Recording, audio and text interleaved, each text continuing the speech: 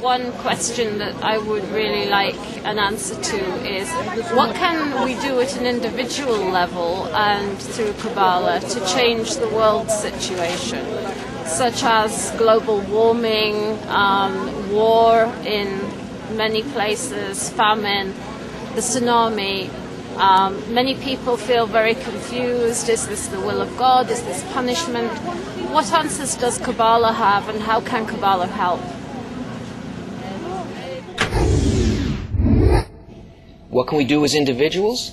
Great question. Because there are no physical, political, scientific, or humanitarian actions that can change this situation if we don't change it individually first. Quantum physics has recently discovered that the results of experiments are determined in some way by the person doing them, but they don't yet know how this happens or the extent of the influence. The wisdom of Kabbalah is an ancient science dealing precisely with how human awareness affects reality. The Kabbalists, through their investigations using a method of experimentation that incorporates human awareness, having penetrated the causal forces, reveal in their books that the general law, which they call the thought of creation, is to create a creature and to fill the creature with complete fulfillment. In other words, we and everything in existence are undergoing a process of development with the goal of reaching a perfected state exactly like the state of the force that created us. You could call this the will of God, the blueprint, containing the purpose, meaning, and outcome of life in all its details and all the forces that bring this about.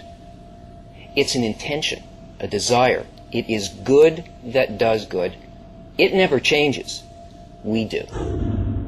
All the disasters and the wars that we're now experiencing are just the measure of the difference between the quality of our individual and collective intention and the quality of intention behind this law governing nature called light.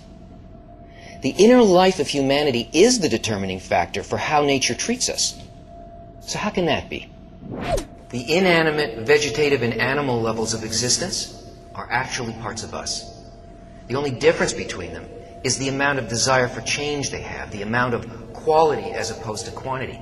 That's why there's so much inanimate matter in the universe compared to the number of even the simplest organic life forms. One rose contains the desire of all the rocks in the universe. One fly contains the desire of all the plants on earth. And one person contains and eclipses the desire of the entire system below them.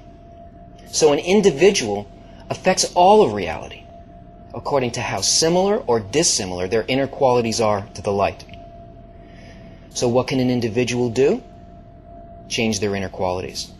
Kabbalah tells us what quality to change and how.